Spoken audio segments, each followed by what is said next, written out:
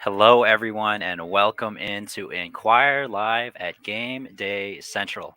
Tonight, we are coming to you live from the press box here at Lincoln Financial Field, where in a little bit, the Philadelphia Eagles will have their preseason home opener, week 2 of the exhibition season.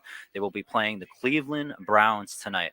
I am Eagles beat reporter for the Philadelphia Inquirer, Josh Tolentino, and I am so happy to be joined by my fellow beat reporter and co host of Game Day Central, Olivia Reiner. Olivia, welcome to the link. How are you doing?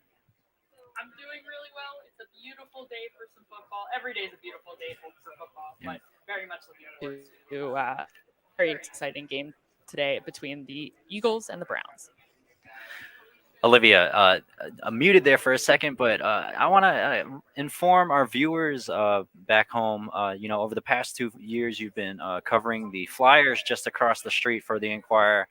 Now you get to cover the hometown football team. A lot of excitement about this team. Olivia, just I guess from your perspective, over the past year, you saw this team make it to the Super Bowl. You joined us actually in Arizona for your Super Bowl coverage. Just how are you feeling joining the beat? A lot of high expectations here for this team heading into this season.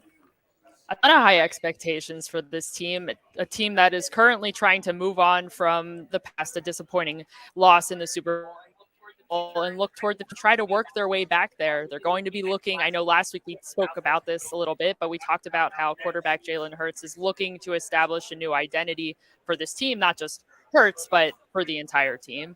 And we'll see. We're going to start to see a little bit more as we get closer and closer to the start of the regular season, what that identity is going to be, and we'll get to see it in earnest as we get into the start of the season. But for right now, we're just enjoying watching these preseason games, seeing who's making a push up the depth chart as the Eagles have to determine who's going to be on their initial 53-man roster.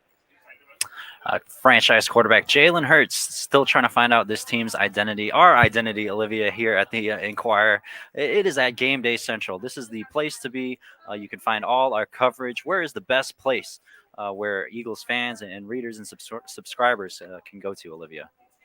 That is inquire.com/Eagles Game Day. That is where you can go hang out with us, post your questions, your comments, and we like to talk about some of those questions and comments toward the end of our show in a segment called What You Said. So stick around. Perhaps we'll talk about some of your thoughts too. All right, Olivia, let's jump right into it. What is the latest with this team? It really felt like the highlight of the summer so far. Some joint practices earlier in the week across the street at the NovaCare complex involving the Eagles and the Cleveland Browns. On Monday, though, Olivia, a bit of news coming out of the NovaCare complex. Hassan Reddick, the NFL sack leader from last season, he had 19 and a half sacks throughout the playoffs. He suffered a thumb injury. He's expected to undergo surgery here in the next couple of days. The full expectation, though, from the team, what we're hearing is that he should be ready for the season opener less than a month away now, week 1 at New England. I believe that date is set for September 10th. So, again, just about 3.5, 4 weeks away there. What type of impact do you foresee this happening, Olivia? Again, Hassan, he hadn't necessarily played much at all throughout the preseason games. The Eagles certainly know what they have in him. He's the first player in NFL history to have double-digit sack seasons, 3 consecutive seasons for 3 different teams. Came back here last year to Philadelphia. He's from the Camden area, went to Temple. Again, led the sacks, 19 and a half last year for Hassan Reddick. Unfortunately for him, he'll be missing what seems to be like the rest of training camp.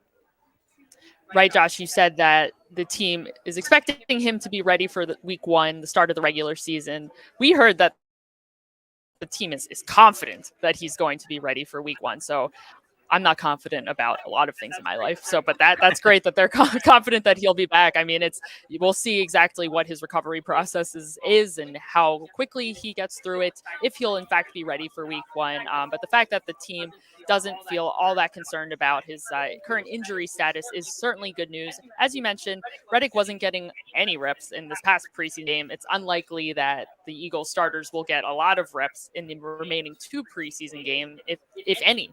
So at the end of the day, it might not really impact too much whether or not he is able to play in this preseason, as we know that he won't. However, it will give some more opportunities, continue opportunities for the other defensive ends in the Eagles on the roster as they look to continue to push up the depth chart. And just recapping really quick, Hassan Reddick's summer. I was out there at his youth camp. I believe it was towards the end of June. Then that was basically the break. That about 1 month break for players. He had enjoyed a vacation in Greece, and when he came back though, it was an apparent groin injury. He missed the first couple of training camp practices. Upon his return, Olivia, there was some speculation, in regards to not just the injury, but how he was feeling heading into his second year with the Eagles. Fellow beat reporter Jeff McClain asked him after his first practice back, just does he feel like he's underpaid? Very straight up, because when you look at Hassan's contract, we mentioned he came back last year on a 3-year deal worth about $45 million, I believe. When you stack that up against some of the other pass rushers, edge rushers in the league, the Myles Garrett's, the Boses, it is not up there in terms of top annual average salary. I think he's around the 12th or 13th range in terms of other players across the league. Reddick said it is what it is, and he thinks that those things will take care of themselves. A positive sign that he did return to the team, was participating in practices, was back in 11 on 11 drills during the pre-joint practices. But again, even Olivia on Monday, that he spoke to the media.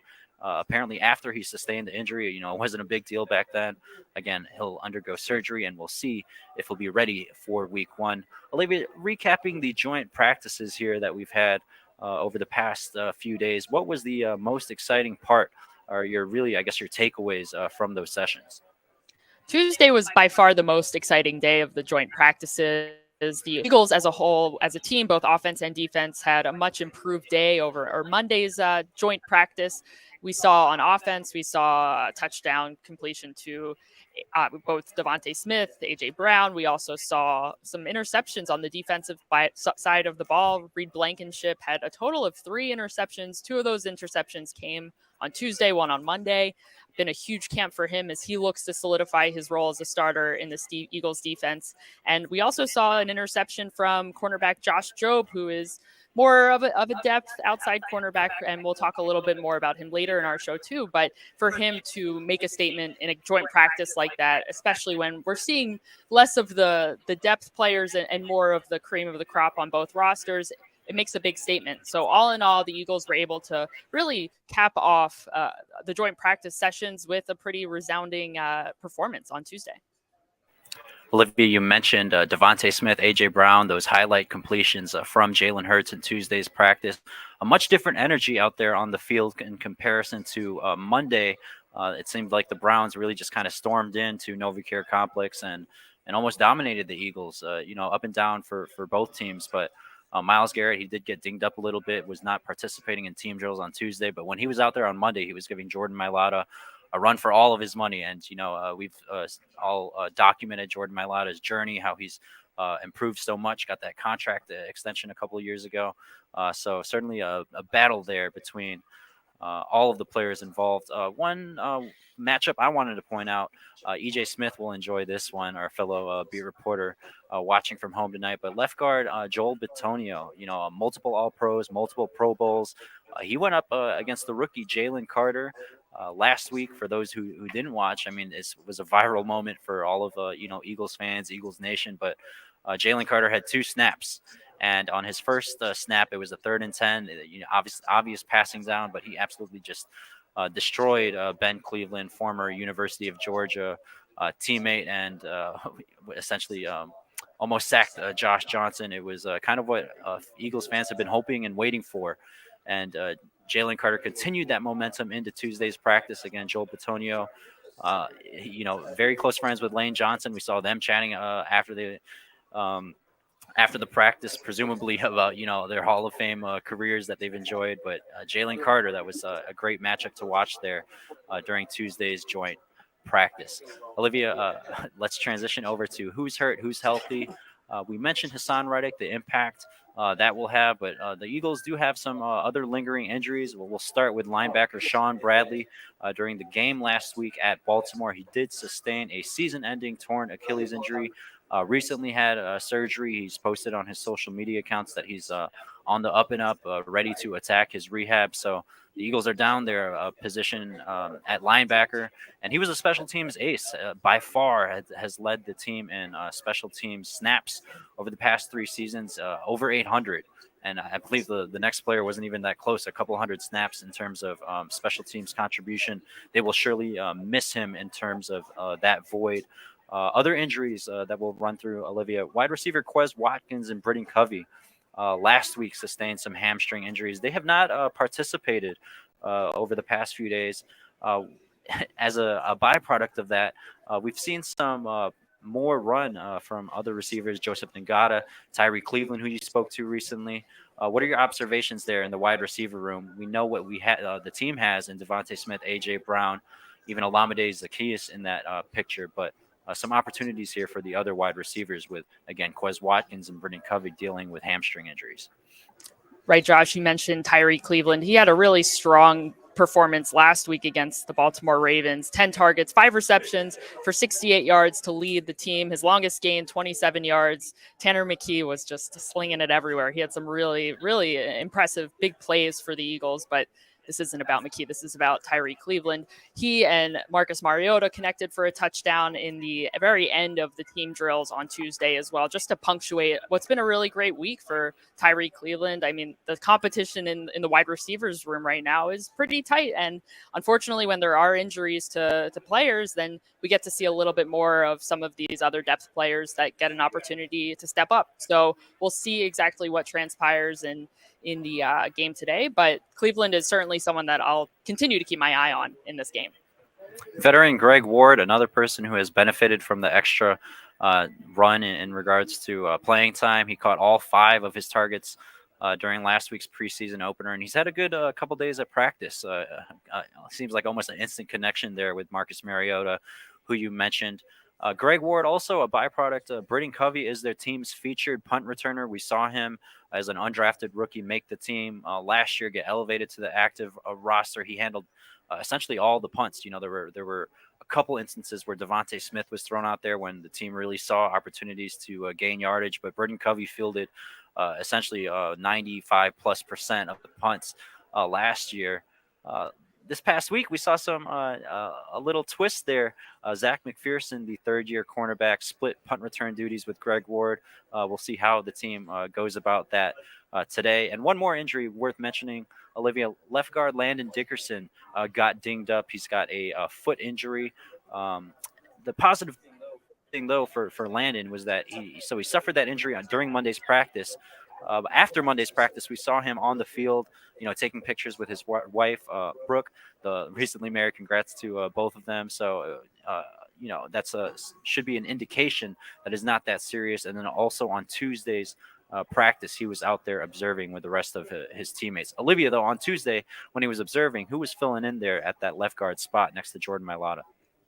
During team drills, we got to see a little bit of Sua Opeta and Josh Sills splitting reps at left guard with the first team offense. We talk about how players get injured, get to see more of some of the depth behind them. So it's just good experience, guys, to get some reps with the other starters, because you never know what's going to happen during the regular season. If a player goes down, who's going to have to move up or slide over? So good experience for both of them to get some valuable reps going up against a different looking defense as well.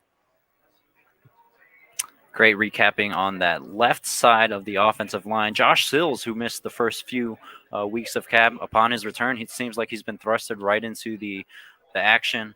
We'll see how many reps he gets there today at that left guard spot, along with Sua Opeta, who you mentioned. Olivia, let's transition over to one of our favorite segments. It is called What You Said. A reminder to everyone viewing us back home throughout the week leading up to game day, you can submit your comments and questions at inquire.com/Eagles Game Day, and we will have a chance to read them throughout our show. Our first comment comes from Mike Jank, submitting this on YouTube. Who do you see besides Reed Blankenship taking the first snap week 1 at New England? Olivia, I feel like you're the perfect person to ask this. You and EJ both wrote on the safeties throughout this week at practice. Reed Blankenship, I mean, first let's touch on Reed. He had it feels like he's just continuing to trend Going into camp, we looked at safety and linebackers is really the two spots where there were a ton of question marks. Obviously the team lost Javon Hargrave in the middle, but they, re-up there with Jalen Carter. They've got Jordan Davis. At cornerback, you've still got Darius Slay and James Bradbury playing at a high level into their 30s. Safety, they lost both of their starters. And here comes in Reed Blankenship, made the team last year as an undrafted rookie. He's really taken a full circle step. It seems like he was part of that starting group last week who did not play at Baltimore. I mean, that really just speaks to the testament of his growth here within this less than a year. But it's still a constant puzzle for this team. Who do you expect, Olivia, going back to Mike's question, taking that first snap back there at safety with Reed Blankenship week 1 at New England? This is a tricky question because, as you mentioned, Josh, Blankenship has really separated himself, not only just really this week in practices with the Browns, those 3 interceptions, but throughout camp, he's really been given exclusive looks with the first team offense, or excuse me, the first team defense. So in our minds, that it really gives him the front running role to start week 1. However, the other that are in contention right now, I don't know if anyone has really separated themselves as the guy that's going to start alongside Blankenship. Someone who I think is quickly moving up the depth chart right now is Sidney Brown, the rookie. He's been getting some looks now with the first team after starting, kind of working in primarily with the third team and the rookies, and kind of during those developmental periods, getting some experience there. This past week in joint practices, he was working in with the starters. So is that an indication he's going to start week 1? Probably not necessarily. However, it's an indication of where he is currently right now. The coaches are clearly high on him, and he'll continue to get extended looks in these preseason games. Tonight will be a great opportunity for him to continue to prove himself as he looks to be that starter alongside Blankenship. Cornerback Avante Maddox described Sidney Brown just a couple days ago as a heat-seeking missile when he is on the field. We truly saw that, Olivia, not just with his play in the secondary on special teams as a gunner, but you mentioned Reed Blankenship picking off Deshaun Watson during Tuesday's practice. So Reed gets it was always a Deshaun Watson pass. I believe it was tipped by Zach Cunningham. And, Reed Blankenship comes up with it. The entire defense gets up and starts storming down the field, obviously, trying to return this pick. Who's in front of Reed Blankenship is Sidney Brown, who you just mentioned. And he just absolutely lays out a couple Browns that were in front of him. It ignited a mini scuffle, if you will, a common occurrence during these joint practices. So if you're going with that pairing, I'm gonna join there with you. Obviously, veteran Terrell Edmonds has a lot of experience playing in this league. Kayvon Wallace, the team has been high on throughout camp, and he's really started to come on, growing from his special teams role. But if you had to imagine, I'll flip-flop the question, but if we're going to a week 17 starter, presumably if this team makes the playoffs, I think the pairing there, if healthy, Reed Blankenship and Sidney Brown. Two young players back there. Certainly Sean Desai will have to be careful how exactly he deploys them and almost aids them, if you will. But two willing guys certainly have been manning that backside, and we'll see week 1 at New England if it's Sidney and Reed at safety. Our next and last comment comes from Bad Love, submitted on Inquirer.com. She says, it is looking like Miles Jack and Zach Cunningham will be additions to this team, especially with Sean Bradley now out of the mix. How likely is it that each of them makes the initial 53-man roster? Olivia, such an interesting situation here at linebacker. We mentioned really the two biggest holes heading into training camp, safety and linebacker. Will transition to this position. The team is so high on Nakobe Dean, second year player. Didn't really get much run last year as a rookie, but he is the designated person who will be wearing the green dot, communicating the plays in the huddle. That next spot is so up for grabs. The team signed a free agent Nicholas Morrow from the Chicago Bears, really at the beginning of the free agency period. But as we saw, really as camp developed, that was continued to be a hole, if you will, as Jalen Hurts continued to pick apart the middle parts of the field. Just last week, the team added Miles Jack and Zach Cunningham, two veteran free agent additions. We've seen them getting some looks there with the first team defense. It just seems like still up in the mix there at that second linebacker spot. If I had to guess, I know Nicholas Morrow has basically a 5-month advantage on those two guys. But while Morrow's play has improved over the past week, I've got to imagine that maybe Miles Jack, Zach Cunningham, one of the veteran free agent additions, lines up there against with Nakobe Dean week 1.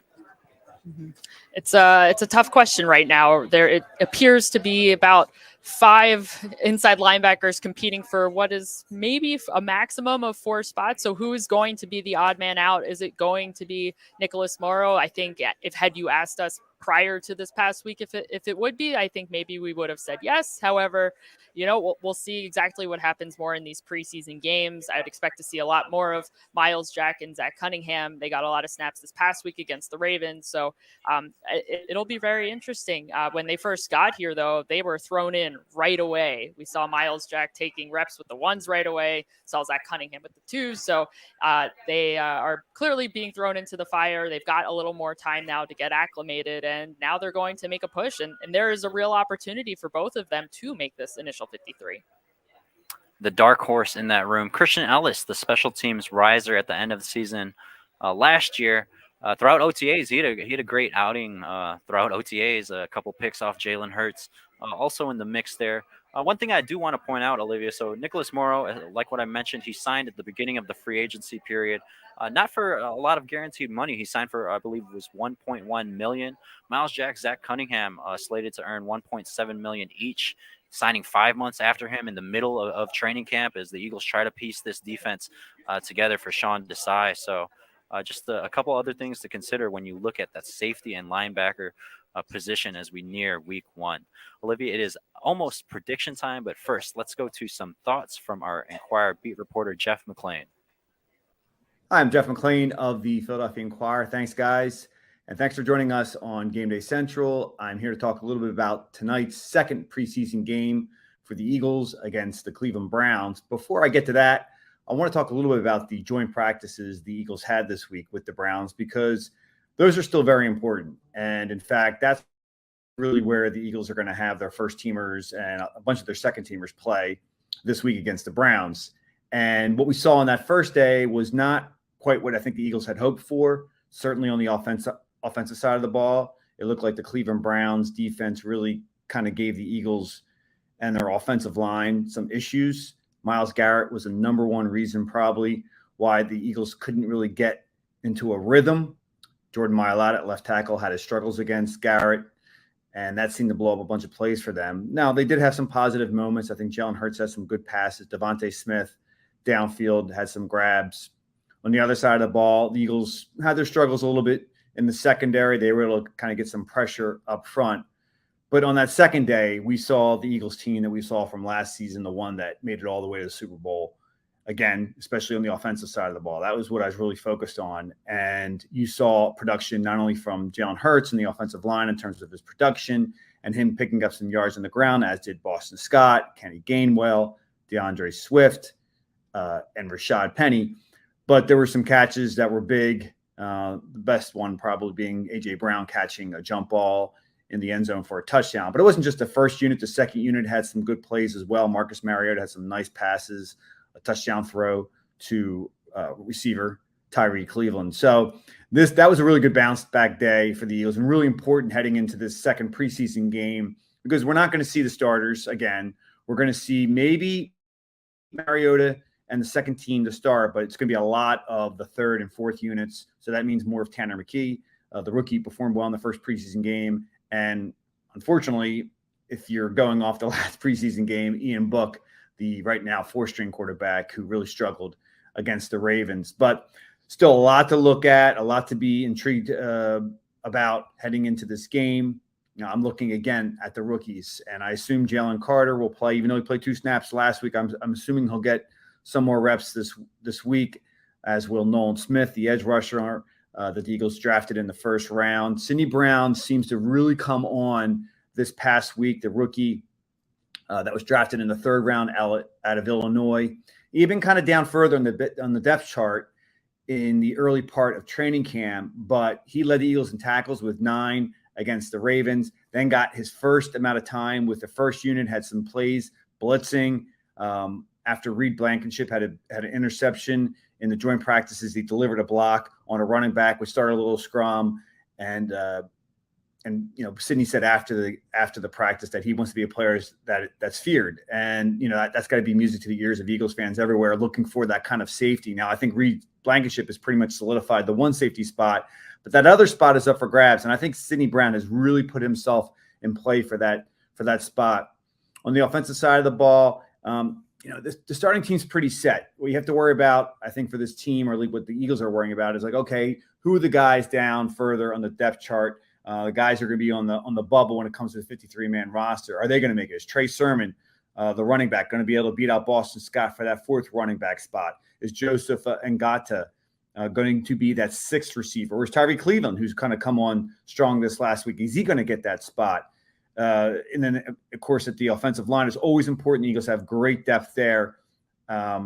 So is Dennis Kelly, who seems to be struggling, the veteran that started his career with the Eagles that came back, is he going to find his way on the roster? So that's what I'm looking for on the offensive side of the ball. As I said, defensively, looking at those rookies, Jalen Carter, Keely Ringo, you can't forget him, the cornerback out of Georgia.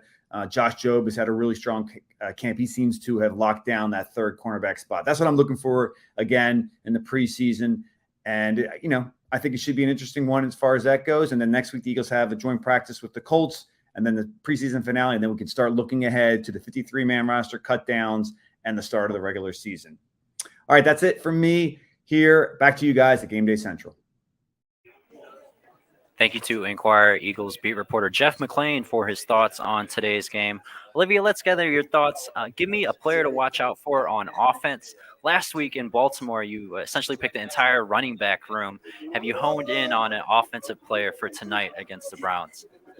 I'm not copping out this time. I've narrowed it down to one player on offense that I hope you all keep an eye on, and it would be impossible to miss this guy. He's 6'6", quarterback Tanner McKee. He had, on paper, not the most impressive night ever against the Baltimore Ravens. He had 20 attempts and 10 completions. However, the yardage that he was able to rack up through the air, 148 passing yards. He had 5 plays of over 16 yards. I mean, he really popped, I think, compared to even Marcus Mariota, who is the presumed backup to Jalen Hurts, and especially compared to now the fourth string, as Jeff just mentioned, Ian Book. So the question is how much is he going to play in this game? I think we're expecting to see quite a bit of him, assuming that, Mariota doesn't play as much even as he did this past week, considering he spent the last 2 days in joint practices with the Browns, whereas the third team did not get really any reps against the Browns. So I'll certainly have my eye on Tanner McKee to see if he can replicate that performance that he had last week. Tanner McKee lighting it up at Baltimore. A strong arm. We've seen a little bit at training camp, but he really turned it on under the lights last week. You mentioned his stat line, 10 for 20, but Olivia, 5 of those completions going for 17 yards or more in terms of air yardage.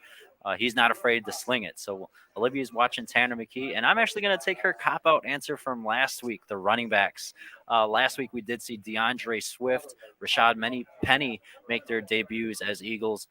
Was that an indication that Boston Scott and Kenny Gainwell are safe on the 53-man roster? We asked Nick Sirianni that earlier this week, and he stated his philosophy when it comes to playing running backs in the preseason. He wants all of them in the action, and he's going to switch it up this week under the assumption that Kenny Gainwell, Boston Scott will be in there.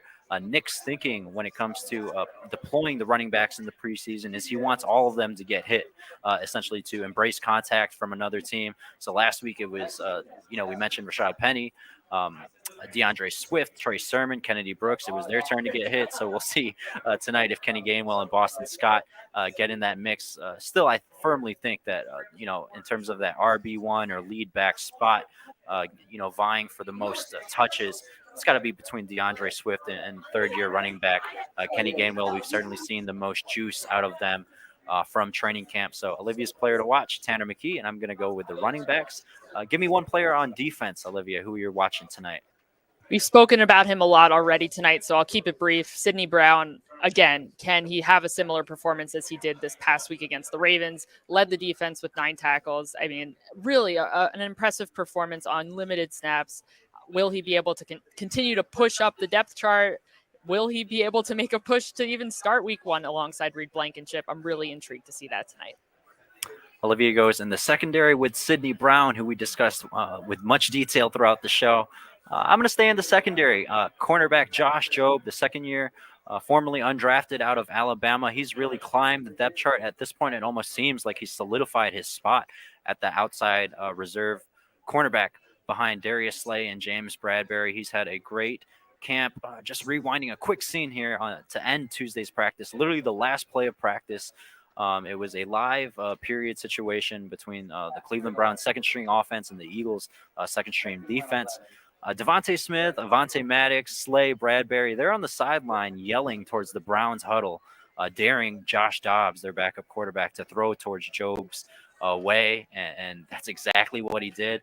Cedric Tillman, the receiver for the Browns, attempted a fade route, is what it looked like, and Dobbs essentially floated a jump ball there between Tillman and Josh Jobe. Josh Jobe leaps, comes down with it. The entire Eagles sideline goes crazy.